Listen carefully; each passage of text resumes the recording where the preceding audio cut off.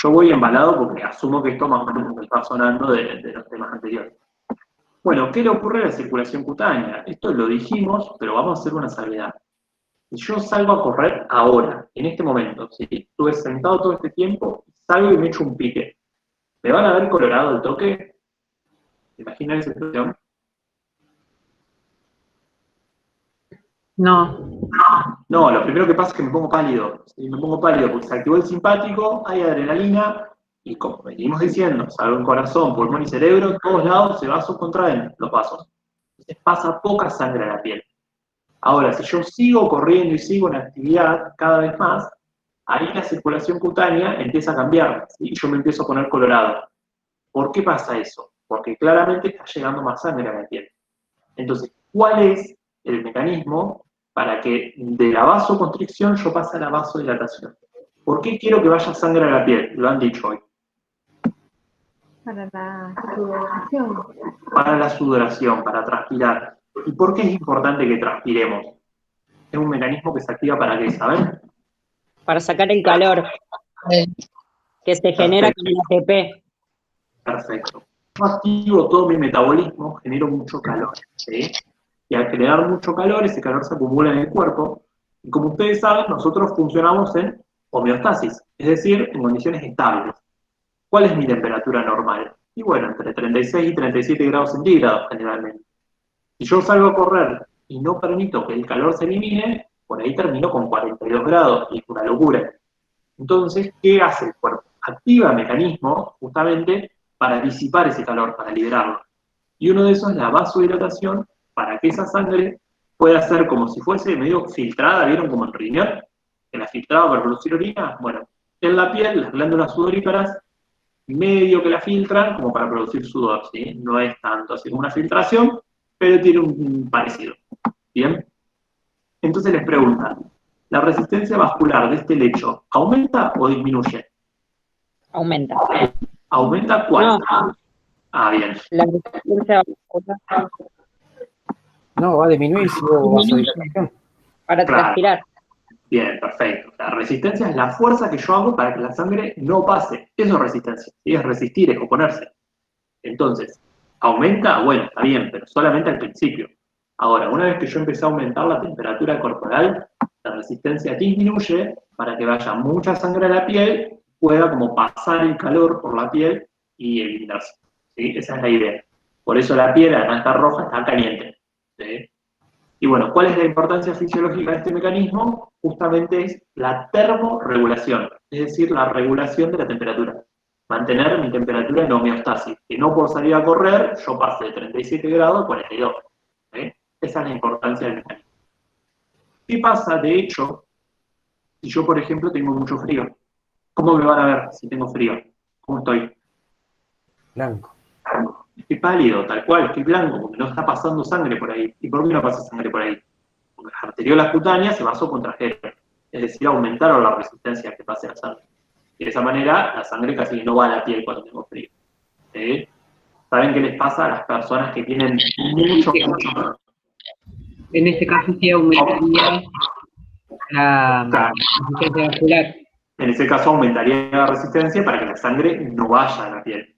Porque si hace frío afuera y la sangre pasa por mi piel, lo más probable es que el calor, el poco calor que tengo encima, se me vaya para afuera. ¿Sí? El calor es medio como cualquier cosa que se mueva a favor de gradiente. ¿Sí? Entonces, a favor de donde más, donde menos. Entonces, justamente, si yo tengo la sangre que va atrayendo toda la sangre del metabolismo de los músculos con mucho calor, la idea es que pase por la piel, que actúa como una membrana, y se disipe, se vaya para el otro lado. ¿Sí? Ahora, si hace mucho frío, yo voy a empezar a perder calor. Entonces, les decía, ¿saben qué les pasa a las personas que tienen, por ejemplo, un shock por frío? Es decir, que tienen como mucho frío, como esas personas que se caen, por ejemplo, a aguas heladas. ¿Se imaginan qué les puede pasar? Hipotermia. Es perfecto, hipotermia, porque les baja mucho la temperatura corporal, pero digo, hablando de esto de circulación cutánea. Es medio flashero lo que les estoy diciendo igual, pero para que se den una idea. Les pasa que en los lugares donde terminan las circulaciones, punta de los dedos, el lóbulo de la oreja, la nariz, y se les necrosa, se les muere eso. ¿Por qué se les muere? Porque es tanta la vasoconstricción para no perder frío en estos lugares Vieron que son los lugares donde uno tiene más frío, ¿sí? Siempre los pies, la punta de la nariz, las manos. Bueno, ¿por qué es eso? Porque es los lugares donde está terminando la circulación. Ahí es donde primero se cancela que la sangre vaya. ¿Sí? No sé si me preguntaron algo. ¿Eso sería la hipotermia? La hipotermia es la disminución de la temperatura corporal. Ahora, una consecuencia de la hipotermia es que yo estoy tan vasocontraído en los lugares de circulación terminal que posiblemente pierdan, ¿sí? Como que se me necrosan algunas partes, la punta de los dedos, la nariz, el lóbulo de la oreja. Estoy hablando de casos extremos, no de que me quedé afuera de casa y me dio un poquito frío. Sí, casos, fíjense, le dije a alguien que se queda aguas heladas. Los escaladores, los montañistas que... Bueno, tal cual, los escaladores de la montaña. Exacto, y se les muere tejido, dedos, nariz. Perfecto, sí, perfecto. Y que terminan en amputación en algunos casos. Tal cual, incluso está tan desvitalizado eso, bueno, lo pueden revertir y se amputa, tal cual. Bueno, muy bien. ¿Sí? Listo, circulación cutánea. Ahora vamos a ver qué le ocurre a la circulación pulmonar, la 6. ¿Qué creen que va a pasar? Seguimos como con el mismo concepto, ¿no? ¿Qué creen que va a pasar con la circulación pulmonar? ¿Más sangre o menos sangre? Más. Más. Entonces, ¿qué hacen las arterias pulmonares? El vaso Dilatan. dilatan. Perfecto. Es decir, que la resistencia aumentó o disminuyó. Disminuyó. Disminuyó. Perfecto, muy bien. ¿Qué ocurre con la ventilación alveolar? Ventilación, dijimos que era, ¿se acuerdan? El mover el aire, así como hablamos del volumen minuto en corazón, en pulmones la ventilación, que es el movimiento de aire. ¿Sí? Aumenta. Entonces, aumenta, perfecto. Hiperventilo, muy bien. Entonces le estoy dando al corazón más aire y le estoy dando más sangre. Claramente estoy logrando que haga más intercambio, más hematosis. ¿Y eso por qué me sirve? Porque de esa manera voy a sacar más dióxido de carbono que están produciendo los músculos y voy a meter más oxígeno para llevarle a los músculos que les hace falta. ¿Sí? Esa es la idea. El pulmón, aumentar la difusión pulmonar. Tal cual, que haga más hematosis. ¿Sí? Les dice, como siempre, ¿cuál es el mecanismo de autorregulación involucrado en modificar la resistencia al flujo en este lecho durante el entrenamiento físico? Guarda, de vuelta, no podemos decir adrenalina, porque la adrenalina a los vasos le dice que se contraiga, y el pulmón no tiene receptores para adrenalina en sus arterias. ¿Sí? Entonces, de esa manera, lo que hace el pulmón es que cuando hay adrenalina no se contrae. Pero acabamos de decir que ese vaso dilata. ¿Cómo es que ese vaso dilata? ¿Saben eso? Ale lo dice, me parece, en el video, por eso les pregunto. No se los cuento.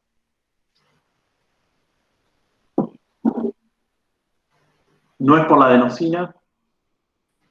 La adenosina es bien de corazón, el ácido láctico es bien de músculo, y acá en pulmón es el más como flashero. Es por la presión de oxígeno. ¿Sí? Es por la presión de oxígeno. Acá no hay ningún mediador. Es la misma presión de oxígeno. El pulmón, ¿sí? Si el pulmón ve mucho, ve, yo digo ve, o sea, hay por supuesto estos receptores llaman quimioreceptores, son receptores de características químicas.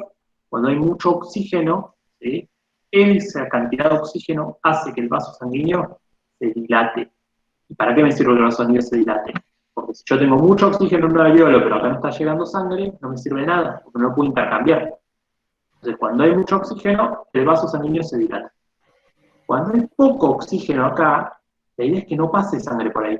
Entonces, la hipoxia, ¿sí? La baja cantidad de oxígeno, entonces hipoxia, la hipoxia hace que el vaso sanguíneo pulmonar se contraiga. ¿Y eso por qué es importante? Porque la sangre que me acaba de mandar mi ventrículo derecho para que vaya a oxigenarse al pulmón, no debería estar pasando por alvéolos que no tienen oxígeno. Eso hace, yo me vasocontraigo acá, no permito que la sangre vaya hasta el alvéolo, y probablemente vaya otro que sí está bien oxigenado y que no vasocontrajo su arteria pulmonar. ¿Entienden? Entonces, el principal autorregulador de la vasculatura pulmonar es la misma presión de oxígeno. Cuando hay mucha presión de oxígeno, el vaso se dilata para ir a hacer hematosis. Si hay poca presión de oxígeno, es decir, hay hipoxia, el vaso se contrae para que esa sangre se vaya a alvéolos mejores ventilados y no a ese que no tiene oxígeno y no va a poder hacer intercambio. ¿Sí? Esa es la idea, ¿entendió? O sea que la misma hiperventilación es lo que genera que se dilaten los vasos. Exactamente, la misma hiperventilación, siempre y cuando tenga un buen contenido de oxígeno, que es lo esperable en condiciones fisiológicas, va a generar una mayor hematosis. ¿Sí? Perfecto. Eso pasa sobre todo, es algo que nosotros no charlamos en respiratorio, pero los pulmones están llenos de alveolos, y uno generalmente no usa todos los alveolos. Si este es un pulmón, generalmente usa los del medio. Los de abajo no los suele usar tanto, porque están todos como pegados por el mismo peso, como gravedad del pulmón que los aplasta, y los de arriba no los suele usar tanto, porque como el ventrículo derecho labura con bajas presiones, ¿se acuerdan? Circulación menor de baja presión, la sangre llega al pulmón y no tiene tanta fuerza como para subir hasta la punta del pulmón, sino medio que queda acá o se cae. ¿Sí? Ahora, cuando yo hago ejercicio, empiezo a ventilar tanto que logro que estos alveolos de acá abajo no estén tan aplastados, ¿sí? Porque justamente los acabo de llenar de aire, estoy corriendo, entonces hiperventilo, estos ya me funcionan mejor, y el mismo retorno venoso que está llegando al ventrículo derecho, que es de donde viene, de la aurícula derecha que recibe las venas cavas, hace que el ventrículo derecho envíe más sangre con más fuerza. Entonces, si tiene más fuerza, tiene más presión, y eso hace que suba más. De esa manera, yo termino usando mucho más pulmón cuando salgo a correr que cuando estoy sentado normalmente. ¿Sí? Esta es como la explicación un poco de cómo voy juntando más sangre para hacer más hematosis. Esa es la idea. Te hago una consulta, Eric. Dale. Por ahí no tiene nada que ver con nosotros, pero cuando se produce una infección en el pulmón, que mayormente se produce en la parte de abajo, ¿es por lo encimado que están los alveolos? No, generalmente igual depende, pero lo más común es que se produzca abajo, porque cuando entran los mismos microorganismos caen para abajo. ¿Sí? Por decantación. Sí, por una cuestión de decantación y porque también el aire va más para ese lado. ¿Sí? Por eso es lo más común. De todas formas, siempre como que depende un poco de dónde estemos hablando. Porque hay algunos microorganismos que suelen infectar más que nada arriba, como por ejemplo la tuberculosis. ¿Sí? No es tan común como una neumonía, entonces está bien. Lo más común es más abajo, pero bueno, puede haber de todo. Y otra cosa es que los gérmenes, sí, lo más común es que lleguen por vía aérea, pero también yo puedo tener una infección en el pulmón por sangre, por ejemplo, porque tengo un microorganismo en sangre, se llama bacteriemia, calculo que el micro ven, y si andan bacterias por la sangre y impactan en el pulmón, medio que donde impactaron se quedan. ¿Sí? Así que bueno, puede haber como de todo, pero la explicación más lógica sería que como entra más aire para abajo, ahí vaya el microorganismo. ¿Sí? Bueno, ¿iban a preguntar algo más? Eric, yo te quería hacer una pregunta. Dale. Por ahí es media voladora también. No pasa nada. Pero en el caso de la explicación que vos diste, que los alveolos de arriba no se utilizan tanto, con la vida, digamos, sedentaria, ¿se pueden llegar a atrofiar esos alveolos? No es lo más común que pase, por eso de hecho yo soy medio bolacero y de vez en cuando digo, che, para esto no lo debería haber dicho, yo, viste que no se usan tanto, reciben aire y por supuesto reciben sangre para que no se mueran, ¿sí? Pero bueno, no se usan tanto en comparación con los de la zona media, que son como los que reciben la cantidad de aire y de sangre justa, pero no como para imposibilitarle la permanencia de vivir al pulmón. ¿Sí? Perfecto. Bien, joya. ¿Alguien más iba a preguntar algo? Yo como que por ahí veo que micrófonos se abren, pero... Bien, perfecto. Bueno, ya estamos terminando. Entonces, ya saben, músculo con ácido láctico, corazón con adenosina, lejos lo más importante, y pulmón con la presión de oxígeno. Las 7, fácil. La resistencia vascular en el lecho abdominal y el renal. ¿Aumenta o disminuye durante el ejercicio? Aumenta. Aumenta. Perfecto. La resistencia aumenta, es decir, esas arterias le están haciendo más fuerza a la sangre para que no pase. ¿Por qué es esto? Porque No no se necesitan. necesita mucho la sangre ahí, sino en el músculo que se está activando en este momento, digamos. Bien, perfecto. ¿Y quién le dice a esas arterias que no necesitan sangre? Creo que lo dijeron, la adrenalina. Estas arterias sí tienen receptores para adrenalina. Las del riñón, las del aparato genital, las del aparato digestivo, que el aparato digestivo se acuerdan que era enorme, entonces recibe mucha sangre. Bueno, todo eso se vasocontrae. Y eso es porque hay adrenalina dando vueltas. Entonces, no importa si yo salí a correr, si estoy por rendir un examen, si estoy estresado. Siempre en esos momentos, la adrenalina está dando vueltas y hace vasoconstricción en riñón, en digestivo, en general. ¿Sí?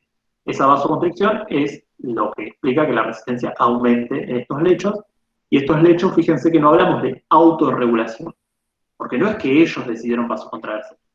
La que dice que se vasocontrae es la adrenalina. O sea, ellos no hicieron nada, no es autorregulación. Viene el mensaje de afuera. ¿Sí? Bueno, muy bien. Esta era fácil. Y la última es sobre endocrinos. ¿Sí? Fíjense cómo fuimos pasando por todos los órganos, llegamos a la última de la cursada, que es el sistema endocrino. Las hormonas glucagón, cortisol y adrenalina aumentan durante el ejercicio, mientras que la insulina disminuye. ¿Qué consecuencias tienen estos efectos sobre el metabolismo del tejido adiposo, hepático y musculoesquelético? Vamos a hacer como un estudio de cada hormona. ¿Sí? ¿Les parece? Así repasamos. Total, es lo último y ya terminamos. Glucagón. Siempre les decimos lo mismo. Tienen que saber quién la produce, qué efecto tiene y dónde lo hace. El páncreas. El páncreas, perfecto. El páncreas endocrino. ¿Se acuerdan cómo se llaman las células que producen glucagón? Pino. Alfa. Las células alfa, perfecto. ¿Por qué? Porque la insulina, ¿quién la produce? Las betas. Las betas, ¿sí? El mismo páncreas endocrino, pero las otras células, las betas. Bien, glucagón, células alfa. Cortisol, ¿quién lo produce el cortisol? Las glándulas suprarrenales. Perfecto, La la corteza suprarrenal. suprarrenal. ¿Sí? La corteza. La corteza suprarrenal. La glándula suprarrenal tiene una médula donde libera adrenalina y noradrenalina y una corteza donde libera cortisol, Y aldosterona. algunas hormonas sexuales y aldosterona, perfecto, del sistema renina-angiotensina. Y la adrenalina, como ya les dije recién, la médula de la suprarrenal. ¿Sí? Estas tres hormonas, glucagón, cortisol y adrenalina, tienen muchos efectos. La adrenalina, como vimos recién, hace un montón de cosas. El cortisol se dice que es como la hormona del estrés, o sea, es bastante compañera de la adrenalina y generalmente la adrenalina se activa rápido, porque es sistema nervioso autónomo, sistema nervioso, se acuerdan rápido, y el cortisol es como una hormona más crónica de cuando yo estoy mucho tiempo en situación de estrés. Y el glucagón, ¿cuándo se activa? Cuando la glucemia, ¿qué era la glucemia? Glucosa en sangre. La cantidad de glucosa en sangre, perfecto, ¿cómo está? Yo libero glucagones porque la glucemia, ¿cómo está? Disminuyó. Bajó. Baja, perfecto. Entonces, tanto el cortisol como la adrenalina son hormonas del estrés, es decir, necesitan que el corazón, los pulmones, el cerebro funcionen bien. Entonces van a necesitar que ande dando vuelta glucosa por la sangre para que justamente estos órganos la agarren. Y el glucagón es una hormona que nada tiene que ver con el estrés, pero que se activa en situaciones de hipoglucemia, es decir, de baja glucosa en sangre. Entonces, ¿qué va a querer que haga la glucemia? Aumentarla. Entonces, las tres hormonas hacen lo mismo. ¿Sí? Las tres hormonas promueven la hiperglucemia, es decir, el aumento de glucosa en sangre. Esa es la función de esas tres hormonas. Y fíjense que la insulina, que es la única hormona hipoglucemiante, es decir, la hormona que se libera para bajar la glucemia, ¿cómo está durante el ejercicio? Disminuida. Entonces tengo tres hormonas activas en el ejercicio que quieren que suba la glucemia y la única hormona que quiere que la baje no está. Disminuyeron la liberación de insulina. Entonces, ¿qué espero que pase en el ejercicio si me saquen sangre? ¿Cómo va a estar la glucemia? Alta. Va a estar aumentada, va a estar aumentada. Entonces entra el mismo razonamiento que metimos en presión arterial. Yo puedo ir a sacarme sangre porque quieren diagnosticar diabetes e ir corriendo acá al laboratorio para que me saquen sangre. No. Y no. No, porque seguramente me dio una hiperglucemia y seguramente entonces no me pueden diagnosticar una diabetes con una sola muestra de glucosa en sangre. Por eso el diagnóstico de diabetes necesita de 2 muestras, lo mismo que el de hipertensión arterial necesita de 2 tomas. Porque son situaciones que se pueden modificar cuando se activan todos estos mecanismos autonómicos. ¿Sí? Bueno, entonces, ¿por qué esas tres hormonas laburan en estos tres órganos? En adiposo, en hígado y en músculo. ¿Qué tienen esos órganos guardados adentro? Reservas. Glucógeno y ácido gráfico. Perfecto. Tal cual, ¿sí? El músculo y el hígado son los dos órganos que guardan glucógeno. ¿Sí? Si guardan glucógeno, ese tejido adiposo y ese músculo, y yo soy o cortisol, o adrenalina, o sobre todo glucagón, ¿qué les voy a decir que hagan con ese glucógeno cuando yo ando dando vuelta por la sangre? Que lo liberan. Perfecto, que lo rompan, el glucagón acuérdense que es muy grande, entonces por ahí no puedo liberar, pero ¿qué hago? Lo rompo, y ahí sí tengo un montón de glucosas que las puedo liberar. ¿Sí? Entonces, la función principal del glucagón, tejido adiposo, el glucagón, cortisol y adrenalina, sobre esos dos órganos, hígado y músculo, es romper el glucagón para generar glucosa. Perdón, estoy como trabado, va de vuelta, porque estoy directamente trabado. Vamos a ver. La función del cortisol, de la adrenalina y del glucagón, y los tres quieren subir la glucemia, va a ser ir al hígado e ir a músculo esquelético y decirle, ese glucógeno que ustedes tienen guardado, que reservaron, es el momento de romperlo para la glucosa que tengan liberado a la sangre. Y de esa manera yo subo la glucemia. Y en el tejido adiposo no hay reservas de glucosa, pero sí hay reservas de ácidos grasos. ¿Sí? ¿Qué es el ácido graso? Es como la manera que yo tengo de guardar algo que sé que lo quiero a largo plazo. ¿Sí? Un triglicérido. Claro, la glucosa me sirve a mí para usarla como rápido, a corto plazo. ¿Sí? La glucosa, si yo necesito subir la glucemia ahora, porque estoy por salir a correr, necesito tener glucosa a mano. Entonces la guardo en mi hígado y en mi músculo esquelético. Ahora, si yo comí mucho, tengo mucha glucosa, pero no la voy a usar, la voy a ir a guardar al lugar de depósito. ¿Sí? Sería como ir y dejar, no sé, un plazo fijo en un banco o comprar dólares, como quieran. Sería como cosas que no necesitan, no van a usar, ¿entendés? No es que vas a salir al almacén y le vas a pagar en lo que estás ahorrando. Bueno, esa alcancía que tiene el cuerpo es un tejido adiposo. ¿Bien? Ese tejido adiposo no me puede liberar glucosa, y eso sí es importante que lo sepan. Si yo pudiese el tejido adiposo liberar glucosa, hoy dejo de comer y no como por todo el tiempo que necesite para que todo mi tejido adiposo me dé glucosa y ya está, adelgacé. Sin embargo, sabemos que eso no se puede hacer. ¿Por qué? Porque el tejido adiposo no libera glucosa. Y el cerebro sin glucosa no vive. Entonces yo nunca puedo entrar en un ayuno que lo sostenga mucho tiempo porque voy a entrar en una hipoglucemia que me va a llevar a un coma porque el cerebro no funciona. ¿Entiendes? Entonces, ¿qué le va a decir estas hormonas al tejido adiposo? Lo único que estas hormonas le dicen es que hay glucosa dando vuelta, pero que no la agarre. Porque no es que esa glucosa salió a dar vuelta para poder yo guardarla en mis depósitos, ¿sí? En mi alcancía. Lo que le dicen estas hormonas al tejido adiposo es no fabriques grasa, porque esa glucosa que yo acabo de sacar a la sangre es para que lo se quiere. Corazón, pulmón, cerebro, y en este caso los músculos. ¿Entendió? ¿Cuál es la idea? La idea es lograr la hiperglucemia para que la agarren la glucosa en los órganos que la necesitan. Y no para que el tejido adiposo la junte como grasa. Lo contrario pasa cuando yo como. Yo ahora me como un cacho de torta, ¿sí? Tiene mucha glucosa. Imagínense una torta con dulce de leche, crema, todo lo que tenga mucha glucosa. Y me quedo acá sentado y no hago nada, y después me voy a dormir, y bueno, toda esa glucosa que metí no la usé. Entonces ahí tengo una hiperglucemia que no la va a estar usando nadie. Entonces, ahí es cuando la hiperglucemia va al tejido adiposo y dice, bueno, agarro y la guardo por si algún día la necesito. Y así se construye la grasa, y así vamos todos ganando peso a lo largo de la vida. ¿Entienden? ¿Cuál es la idea? ¿O los compliqué mucho?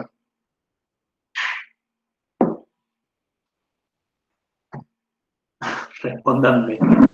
¿Pero esos triglicéridos, Félix, se pueden catabolizar para generar glucosa? No. ¿Se catabolizan? No. Es más fino esto, por eso yo no lo nombré. Se catabolizan, sí, porque justamente es la idea de cuando uno hace un plan de alimentación para bajar de peso, la idea es que esos triglicéridos se rompan, pero no me generan glucosa, ¿sí? Por eso yo no existe esto de dejar de comer y no como nada, total, tengo reservas. Porque esa reserva no se puede transformar en glucosa, ¿sí? Lo que se transforma en esas reservas es en cuerpos cetónicos. ¿Sí? Por eso los diabéticos tienen ese cuadro que es la cetoacidosis diabética, cuando están mal controlados, mal insulinizados, etc. Pero no es glucosa. Bien. Sí. ¿El resto, me entendió? ¿Bien? ¿O los Tenía preguntarte porque por mí no me quedó bien claro. ¿Qué función cumple el tejido adiposo? No entendí esa parte. En el tejido adiposo frena la síntesis de grasas, o de triacilglicéridos o de ácidos grasos. Cuando yo tengo bien, bueno, por eso. Bárbaro, ustedes avísenme cuando lo entiendan. Vamos a explicarlo al revés. Cuando yo tengo mucha glucosa en la sangre, hay dos opciones. O lo usan los tejidos que la usan para producir ATP, o el cuerpo la guarda. La glucosa no se pierde nunca la glucosa, porque sabemos para nosotros que es súper importante para producir ATP. Entonces, ¿qué hacemos cuando tenemos una hiperglucemia? Bueno, dos opciones. O la mando a los tejidos que la necesitan, o la mando a guardar por si algún día me llega a servir, y eso es el tejido adiposo. ¿Sí? Claro. El tejido adiposo es como mi depósito, ¿bien? Entonces, ¿cómo aumento yo la glucemia? Dos opciones, o comiendo, ¿sí? O gastando lo que había guardado de glucosa como glucógeno. ¿Dónde está ese glucógeno?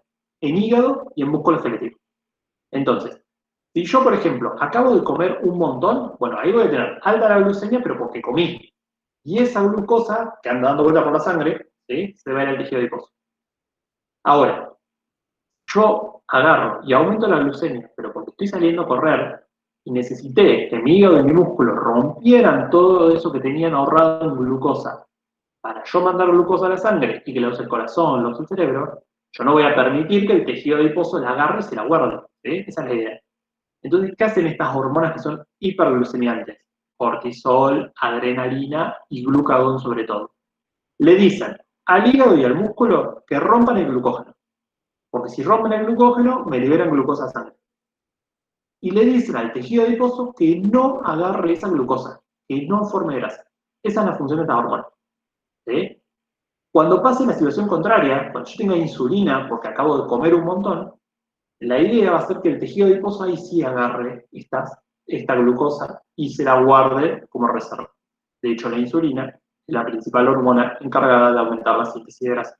Y por eso le decimos una hormona anabólica. ¿Entendió mejor ahora? Sí, y cuando el tejido adiposo libera algo o solamente bajas de peso nada más. No, el tejido adiposo puede romper la grasa que tiene adentro, ¿sí? Pero lo que yo les digo es que no la rompe para convertirla en glucosa, que eso no existe. Entonces no podemos convertir grasa en glucosa. ¿Sí? ¿A ustedes alguna vez se les ocurriría decir, bueno, a ver, no estoy conforme con mi cantidad de grasa? Dejo de comer. Total, esta grasa es energía guardada. Dejo de comer y no como más nada hasta no perder la grasa. ¿Se les ocurriría? ¿Alguna vez lo hicieron? No, nunca. Es una locura, ¿no? ¿Y por qué no? ¿Por qué no dejarían de comer? Ustedes saben que para qué comen, Para vivir. básicamente, ¿no? Claro, para Porque, mantener. claro, pues yo como, sí, además de para todos los nutrientes, para obtener glucosa. Y esa glucosa que la use sobre todo el cerebro, que es el que tiene que mantener toda la función. El tejido adiposo sí reserva glucosa, en respuesta a lo que dice Facundo, pero no la reserva como glucosa. El tejido adiposo la rompe esa glucosa y la transforma en grasa, porque es una manera más eficiente de guardar las cosas. ¿Sí? Entonces, de esa manera, yo ahora, una vez que tengo la grasa, no la voy a volver a poder convertir en glucosa. No tengo enzimas, ¿sí? ¿Se acuerdan que eran como las máquinas de la célula? Para pasar grasa a glucosa. Y eso es lo que hace que si yo dejo de comer por días, caiga en coma. ¿Sí? Caiga en coma, ¿por qué? Porque el cerebro deja de funcionar. ¿Por qué no funciona? Porque no está llegando glucosa. ¿Sí? ¿Y por qué no llega glucosa? Y bueno, pues ya gasté toda la reserva que tenía y encima no estoy comiendo. Y el tejido adiposo lo que forman son otras cosas. Forman eso que se llaman cuerpos cetónicos. ¿Bien? ¿Entienden? El concepto es básicamente que el tejido adiposo no rompe grasa para formar glucosa. No existe. ¿Entendió? ¿O fue un montón? No, eso era justamente lo que quería terminar. O sea, si el tejido adiposo en sí para la actividad física servía de algo, o sea, si tenía el consumo, digamos, de grasa, servía de algo en la actividad física. Bueno, igual eso sí pasa. Cuando yo salgo a hacer actividad física, rompo grasa y formo ácidos grasos. Esos ácidos grasos se usan para formar energía en algunos órganos. ¿Sí? Por ejemplo, algunos músculos usan ácidos grasos. Pueden usar tanto glucosa como ácidos grasos. ¿Cuál es la idea si yo quiero bajar de peso? A ver, si yo quiero bajar de peso, ¿qué dos cosas tendría que hacer? Básicas. Cerrar la boca. Comer menos y hacer ejercicio. ¿Por qué quiero comer menos y hacer ejercicio? ¿Por qué quiero comer menos? Para no almacenar tanta energía que no voy a después gastar. Perfecto. Todo lo que como es energía. ¿Sí? O sea, todo lo que como energía es mentira. De lo que como saco energía. Esa energía la idea es gastarla. Si no la gasto, ¿sí? Se almacena. Y eso se almacena como grasa. Entonces, ¿qué me pasa? yo quiero bajar de peso, quiero perder grasa, entonces tengo que comer menos para ir reservando menos grasa. Eso se llama alimentación hipocalórica. ¿Y por qué tengo que hacer ejercicio? Porque la idea es justamente gastar más energía utilizando esas reservas que había generado el tejido adiposo. ¿Bien?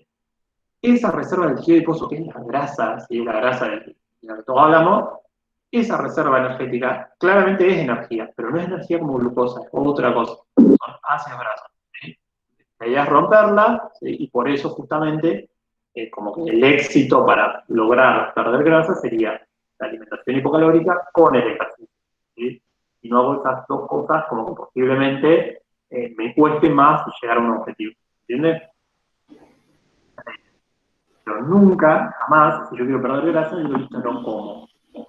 Si no como, no tengo glucosa. Y ese es el mensaje que yo les quiero dejar, que no es que la grasa la pasan a glucosa de vuelta. ¿Sí? Si no tienen glucosa, el cerebro no va a vivir. Y por eso nunca pueden quedarse sin comer. ¿Bien?